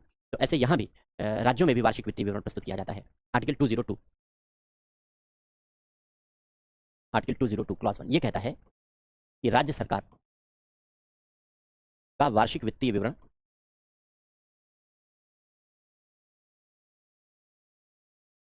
एनुअल फाइनेंशियल स्टेटमेंट, अर्थात बजट, क्योंकि बजट शब्द का प्रयोग संविधान में नहीं है, हम लोगों ने पहले भी चर्चा की है कि बजट शब्द का प्रयोग संविधान में नहीं है। तो राज्य सरकार का वार्षिक वित्तीय विवरण राज्यपाल राज्य विधानमंडल के दोनों सदनों में प्रस्तुत करवाएगा। एक सदन है तो एक सदन में प्रस्तुत करवाएगा, और दो सदन है तो दोनों सदनों में प्रस्तुत करवाएगा। तो संघ में ये जिम्मेदारी राष्ट्रपति निभाता है, राज्यों में ये जिम्मेदारी राज्यपाल निभाता है कि राज्य का जो वार्षिक वित्तीय विवरण है, एनुअल फाइनेंशियल स्टेटमेंट है, वो राज्यपाल प्रस्तुत करवाएगा। दूसरी बात, अनुदान मांगे हम लोगों ने पढ़ी है। जब भारत सरकार पढ़ा है और बजट पढ़ा है, बजट पारित करने की प्रक्रिया पढ़ी है, तो हम लोगों ने अनुदान मांगे भी पढ़ी है कि अनुदान मांगे राष्ट्रपति की सिफारिश पर पेश की जाती हैं, वहां पर केंद्र में, लोकसभा में। ठीक वैसे ही यहां पर अनुदान मांगे राज्यपाल की सिफारिश पर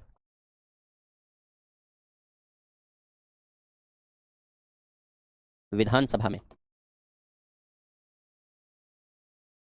प्रस्तुत होंगी, पेश होंगी।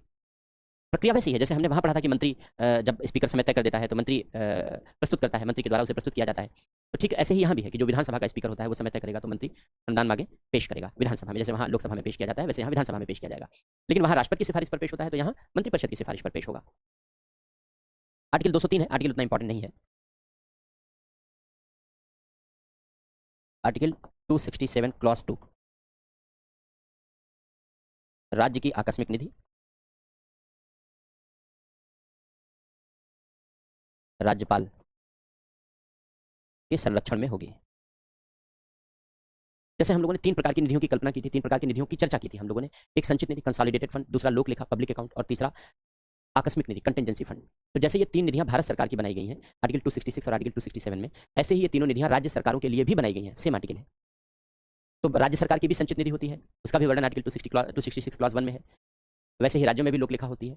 और जैसे भारत सरकार में हमने पढ़ा था कि आकस्मिक निधि होती है आर्टिकल 267 में क्लॉज 1 में, संचित निधि के अलावा आकस्मिक निधि होती है, वैसे ही राज्यों में भी राज्य की आकस्मिक निधि होती है, ये आर्टिकल 267 क्लॉज 2 में ये बताया गया है। तो जैसे भारत की आकस्मिक निधि राष्ट्रपति के नियंत्रण में होती है, ऐसे ही राज्य की आकस्मिक निधियां राज्यपाल के नियंत्रण में होती हैं। तो ये वित्तीय शक्तियां हो गई, तीन छोटी छोटी बातें हो गई एक तरीके से कह लो। बाकी फिर विधायी शक्ति के बारे में चर्चा है। विधायी शक्ति के बारे में चर्चा बहुत विस्तार से होगी, बहुत डिटेल होगी। उसमें जैसे हमने राष्ट्रपति के विधेयकों पर अनुमति देने और इन सारी चीज़ों के बारे में, अध्यादेश के बारे में पढ़ा था, वैसे यहाँ भी वो सारी चीज़ें आइडेंटिकल है डिस्कशन। राष्ट्रपति समझा है तो राज्यपाल को समझने में दिक्कत नहीं होती है, बस थोड़ी थोड़ी चीज़ें कहीं कहीं माइन्यूट सा डिफरेंस है बस।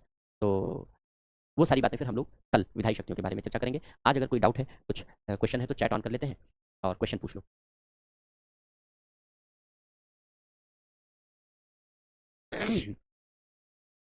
अगर कोई डाउट है तो आप क्वेश्चन पूछ सकते हैं, फिर हम लोग विधायी शक्ति की चर्चा हम लोग कल करेंगे फिर। ठीक है Sadaf, book daily class notes दे दीजिएगा। बुक तो मैं देता ही नहीं नकुल, मैं तो आपको नोट्स लिखा रहा हूँ, नोट्स लिखते चलो क्लास में। सिद्धा का कहना है कुछ डिफिकल्ट वर्ड समझने में प्रॉब्लम होती है। देखो हर डिफिकल्ट वर्ड की हिंदी तो मैं क्लास में बताता ही, उसका मायने, उसका अर्थ तो मैं बता ही देता हूँ क्लास में। फिर भी अगर कोई शब्द है जिसका अर्थ नहीं समझ में आता तो पूछ लो, तो मैं बता दूंगा। अदरवाइज तो क्लास में डिस्कस कर ही लेते हैं, हम लोग चर्चा कर ही लेते हैं। रिवीजन नहीं हो पा रहा है डेली, ये तो गलत बात है।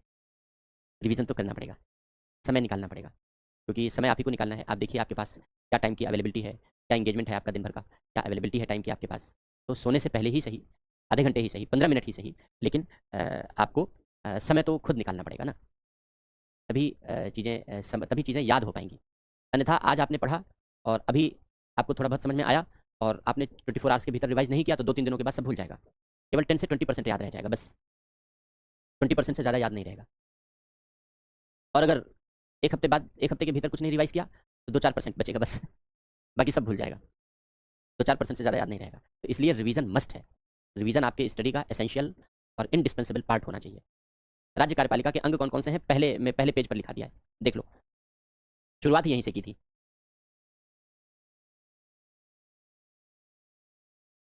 वित्तीय शक्तियां फिर से बताएं। वित्तीय शक्तियों में कुछ नया नहीं है।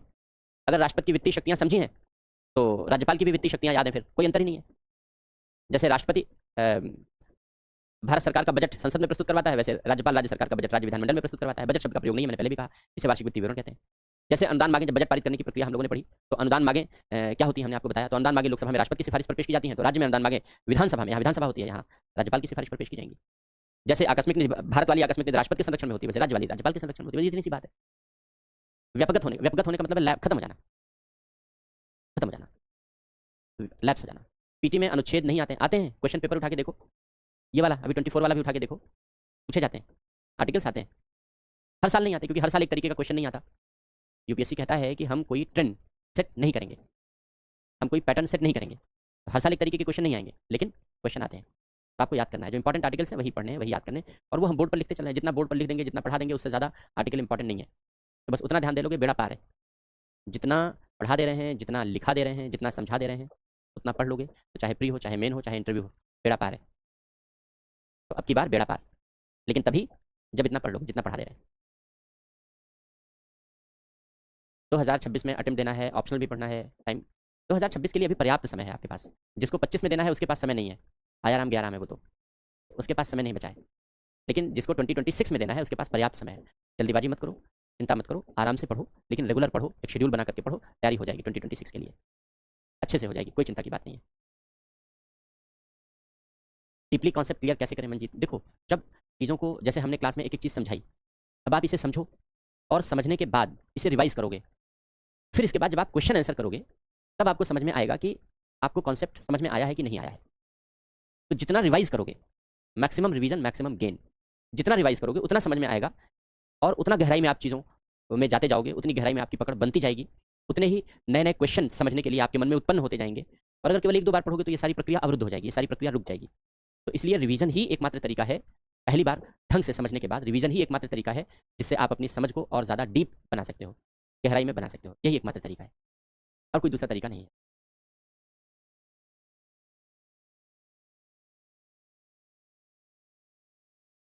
सीएम को राज्यपाल हटा सकता है पद से, बिल्कुल हटा सकता है। राज्यपाल ही मुख्यमंत्री की नियुक्ति करता है, राज्यपाल ही मुख्यमंत्री को पद से हटाता है। जैसे राष्ट्रपति के बारे में हम लोगों ने पढ़ा था, राष्ट्रपति प्रधानमंत्री की नियुक्ति करता है और राष्ट्रपति प्रधानमंत्री को पद से हटाता है, ठीक वैसा यहाँ भी है।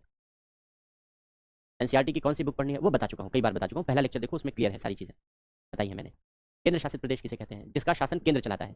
केंद्र शासित, केंद्र मतलब केंद्र की सरकार, शासित मतलब शासन चलाने वाला। तो जिसका शासन केंद्र के द्वारा चलाया जाए उसको केंद्र शासित कहते हैं। जैसे दिल्ली केंद्र शासित है, चंडीगढ़, पुडुचेरी, अंडमान निकोबार, तो इन सबका शासन केंद्र खुद चलाता है, राष्ट्रपति खुद चलाता है, राष्ट्रपति स्वयं चलाता है, तो इसको केंद्र शासित प्रदेश कहते हैं।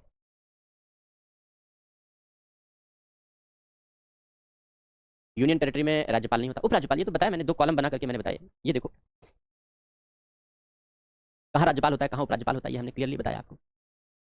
राज्यपाल राज्य में होता है, यूनियन टेरिटरी में नहीं होता। यूनियन टेरिटरी में केवल उपराज्यपाल होता है, और उपराज्यपाल और राज्यपाल का कोई लेना देना नहीं है, दोनों अलग अलग पद हैं। कैसे, उन सारी बातों का स्पष्टीकरण मैंने आपको यहाँ कर दिया है, जिससे कि कोई कन्फ्यूजन न रहे। कशिश कहते हैं आम व्यक्ति भी राज्यपाल बन सकता है। हाँ, एक ही योग्यता है जो कॉन्स्टिट्यूशन में लिखी नहीं है, वो है जुगाड़। जुगाड़ है तो राज्यपाल बन सकते हो, ये योग्यता लिखी नहीं है कॉन्स्टिट्यूशन में। कॉन्स्टिट्यूशन में जो योग्यता लिखी है वो सबके पास होती है। भारत का नागरिक होना चाहिए, हम सब हैं, 35 साल की उम्र होनी चाहिए, हमारी तो हो गई, आपकी हो जाएगी। तो ये सब योग्यता सबके पास होती है। सबसे बड़ी योग्यता है जो लिखी नहीं है, वो है जुगाड़। अगर आपका जुगाड़ है तो आप राज्यपाल बन सकते हैं, जुगाड़ नहीं है तो कितने भी बड़े योग्य हों कोई मतलब नहीं है राज्यपाल बनने का। क्योंकि जो प्रधानमंत्री हैं, मंत्री हैं, वो सब आपके बारे में जानते हो, तभी आपको गवर्नर बनाएंगे, तभी राज्यपाल बनाएंगे, अन्यथा नहीं बनाएंगे, अन्यथा नहीं बनाएंगे।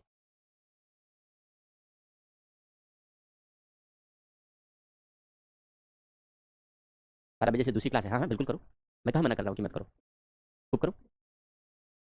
कितनी क्लास होगी पॉलिटी में? जितनी कहो उतनी पढ़ा दूंगा, तुम्हारी मर्जी, तुम बता देना मुझे सर इतनी क्लास में पढ़ाना है। मैं उतनी क्लास में खत्म कर दूंगा, ज़्यादा कहोगे तो ज़्यादा, कम कहोगे तो कम।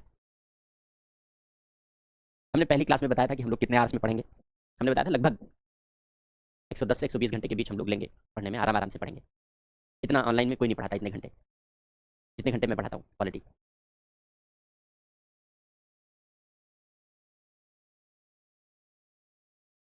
मितव्ययता का मीनिंग क्या होता है अपराजिता? देखो, मितव्ययता का मतलब होता है कम खर्चे में काम चलाना। अपव्ययता का मतलब होता है फिजूल खर्ची में काम चलाना, जरूरत से ज़्यादा खर्चा करना, आवश्यकता से अधिक खर्चा करना, वो होता है अपव्ययता, वेस्ट, एक्सट्रावेगेंस। और इसका ठीक उल्टा होता है मितव्ययता। अपव्ययता का ठीक उल्टा है मितव्ययता। मितव्ययता का मतलब होता है केवल आवश्यकता के अनुसार खर्च करना। तो जब केवल आवश्यकता के अनुसार खर्च किया जाए तो वो मितव्ययता है, जब आवश्यकता से अधिक खर्च किया जाए तो वो अपव्ययता है। ठीक है। लोकसभा राज्यसभा में चला गया, क्वेश्चन नहीं पढ़ पाया पूरा। इंग्लिश में हिंदी लिखा होता है, वो पढ़ने में बड़ी समस्या होती है। 7 पर्यंत राष्ट्रपति द्वारा, वो भी चला गया ऊपर। रामेश पढ़ाने का तरीका अच्छा, चलो ठीक है, बहुत अच्छी बात है, समझ में आ रहा है तो अच्छी बात है, थैंक यू। उपराज्यपाल को लेफ्टिनेंट गवर्नर कहते हैं इंग्लिश में, लेफ्टिनेंट गवर्नर। जैसे दिल्ली में लेफ्टिनेंट गवर्नर है, जम्मू कश्मीर में लेफ्टिनेंट गवर्नर है। मेन का क्वेश्चन समझ में नहीं आता है, मैं बता, देखो मेन एग्जामिनेशन का क्वेश्चन भी समझ में आएगा, पहले कंटेंट समझो, टॉपिक समझो। जैसे मान लो, एक एग्जाम्पल ले रहे हैं कि जैसे मान लो राष्ट्रपति का अध्यादेश पढ़ा हम लोगों ने, और राष्ट्रपति के अध्यादेश पर क्वेश्चन है। तो पहली बात तो यह है कि हमें राष्ट्रपति का अध्यादेश पूरी तरीके से समझ में आना चाहिए, पूरी तरीके से उसके कॉन्सेप्ट क्लियर होने चाहिए, याद भी होना चाहिए। जब इतना होगा तब अगर हम अध्यादेश पर क्वेश्चन पढ़ेंगे, और एक दो बार नहीं, हमने कितनी बार बताया, हमने कहा मिनिमम 3 टाइम्स, लेकिन अभी नहीं, अभी तो 10 बार, 15 बार, 20 बार, 30 बार कम से कम क्वेश्चन को पढ़ो। और जब क्वेश्चन को इतनी बार पढ़ोगे तो समझ में आएगा कि हाँ, जितनी बार पढ़ोगे उतनी बार दिमाग में स्ट्राइक करेगा, जब स्ट्राइक करेगा तो कुछ बाहर आएगा, फिर पढ़ा, फिर स्ट्राइक किया, फिर बाहर आया, फिर पढ़ा, फिर स्ट्राइक किया, फिर बाहर आया, फिर पढ़ा, फिर स्ट्राइक किया, फिर बाहर आया। जितनी बार पढ़ोगे उतनी बार दिमाग में चीजें स्ट्राइक करेंगी, यार यार क्या पूछना चाह रहा है, क्यों बार बार पढ़ रहा हूँ, तो स्ट्राइक करेगा, दिमाग आपको निष्कर्ष निकाल के बताएगा कि पूछना क्या चाह रहा है। ये तरीका अपनाओ, कैसे नहीं समझ में आएगा क्वेश्चन, कैसा भी जड़ीला से जड़ीला सवाल हो, इस तरीके से बाहर नहीं हो सकता, इस तरीके से बाहर नहीं हो सकता। इस तरीके से कठिन सवाल समझ में आ जाते हैं, लेकिन ये तरीका अपनाना पड़ेगा। एक दो बार पढ़ने से तो नहीं समझ में आएगा, कभी नहीं आएगा, नेवर। शुरुआती दौर में तो 10 बार, 15 बार, 20 बार, 30 बार पढ़ने की जरूरत पड़ सकती है, पढ़ो, अभी तो शुरुआती दौर है। तो ये कंडीशन जो मैंने बताई, जब ये कंडीशन फुलफिल करोगे तो क्वेश्चन समझ में आएगा, अपने आप आएगा। शॉर्ट नोट्स अभी मत बनाओ, किसी बच्चे ने पूछा था, नाम नहीं पढ़ पाया मैं। शॉर्ट नोट्स अभी मत बनाओ, जब 5 से 6 रिवीजन कर लेना तब बनाना। अभी शुरुआत में शॉर्ट नोट्स नहीं बनाते, कोई फायदा नहीं है शॉर्ट नोट्स बनाने का। शॉर्ट नोट्स का मतलब होता है कि आप एक पेज को आपने समराइज करके 3-4 पॉइंट में लिख लिया। अब अंतिम समय में आपके पास रिवीजन के लिए समय कम होता है, तो आपको केवल वो 3-4 पॉइंट दिमाग में बैठा रहेगा, तो पूरा एक पेज विजिबल हो जाएगा आपके लिए, पूरा एक पेज क्लियर हो जाएगा, आप लिख सकते हो। तो वो तभी संभव है जब मैक्सिमम चीज़ें याद हो जाए, जब मैक्सिमम चीज़ें याद हो जाए। केवल आपको ये तय करना है कि भाई कौन कौन से पॉइंट हमको याद रखने हैं, तो ये पूरी चीज़ हमें याद रहेगी, तब शॉर्ट नोट्स बनाते हैं। तो इसलिए अभी नहीं बनाना शॉर्ट नोट्स, 5-6 रिवीजन करने के बाद, क्योंकि 5-6 रिवीजन में चीज़ें ऑलमोस्ट कंठस्थ हो जाती हैं, याद हो जाती हैं। तो जब याद हो जाए तब बनाना। समालोचनात्मक और आलोचना, समीक्षा, इन सबका एक ही अर्थ है, मैंने आपको बताया था, क्रिटिकली एग्जामिन, यानी आपको विषय बताना है, कमियां बतानी है और निष्कर्ष बताना है। तो ठीक है, फिर 12 बजे से आपकी क्लास भी है, तो आज की क्लास फिर हम लोग यहीं पर रोकते हैं, समय भी पूरा हो चुका है। तो हाँ ठीक है, ठीक है, मैंने पढ़ लिया था आपका मैसेज कि 12 बजे से आपकी अगली क्लास भी है। तो हम लोग फिर आज की क्लास को यहीं रोकते हैं, और कल हम लोग फिर इसी टॉपिक को कंटिन्यू रखेंगे, इसी टॉपिक को पढ़ते रहेंगे। विधायी शक्तियों से हम लोग चर्चा शुरू करेंगे। न्यूज़पेपर में क्या पढ़ें, एडिटोरियल आर्टिकल पढ़ो, राजनीतिक खबर छोड़ करके, और बहुत ज़्यादा स्पोर्ट वाली खबरें छोड़ करके सब पढ़ो, तो वो आपको हेल्प करेगा। उच्च न्यायालय के न्यायाधीश के बारे में चर्चा आगे करेंगे। तो पुंछी आयोग, सरकारी आयोग और पुंछी आयोग केंद्र और राज्यों के बीच बेहतर संबंध बने, इसकी सिफारिश देने के लिए बनाया गया था। तो आज की क्लास को फिर हम लोग यहीं पर रोकते हैं, बाकी चर्चा फिर हम लोग कल करते हैं। Thank you.